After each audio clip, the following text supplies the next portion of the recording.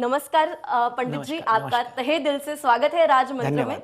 Thank you जी पंडित जी, आप जो भविष्यवाणियां करते हैं हमने देखा है, हर बार वो सच्चाई में हमें परिवर्तित होते हुए दिखाई देती है।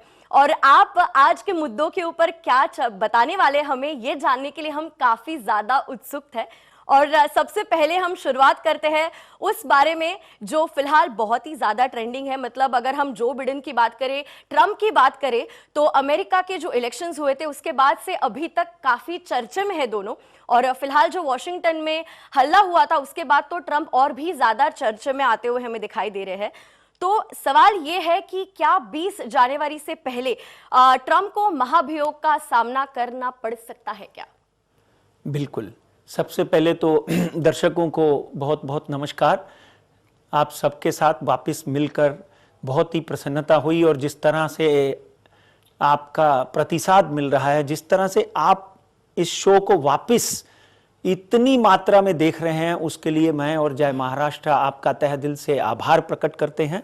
और यहाँ पर जो इन्होंने सवाल किया है, उस सवाल के बारे में मैं आपको मेरी पुरानी भविष्यवाणी के तरफ ले जाता हूं, जहां पर मैंने प्रेडिक्ट किया था कि जो बाइडेन जो है वो क्लियरली विन करेंगे। जी। Joe Biden will be next 46th president of United state of America. जी।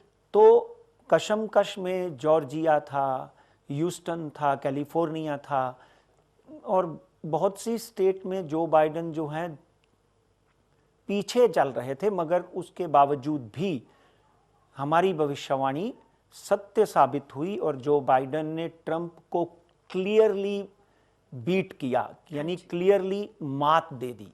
अब जो आपने सवाल किया है कि ट्रंप जो है इस वक्त व्हाइट हाउस छोड़ने के लिए तैयार नहीं है।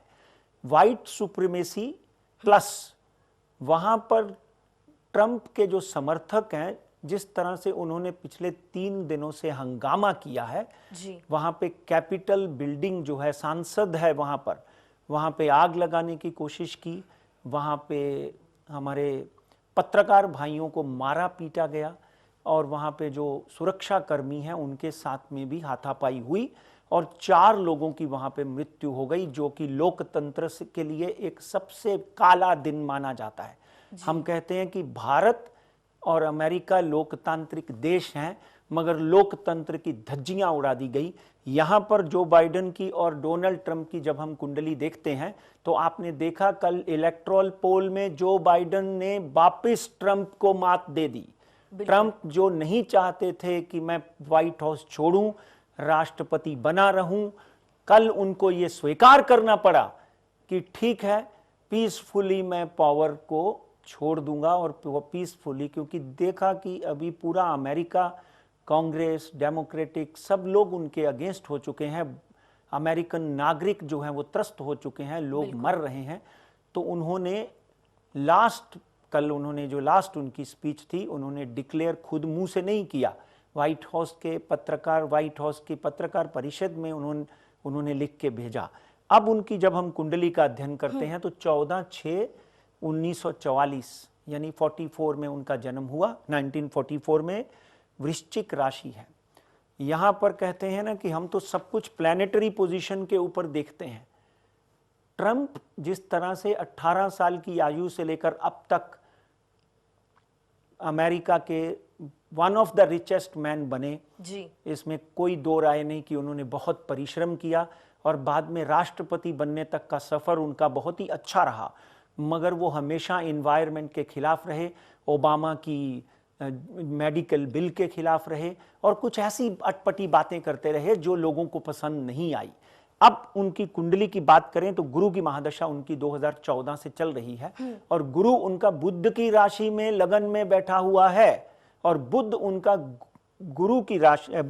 जो है वो स्वग्रही बनकर 10वें घर में बैठा हुआ है, यानी विरोधाभास चल रहा है।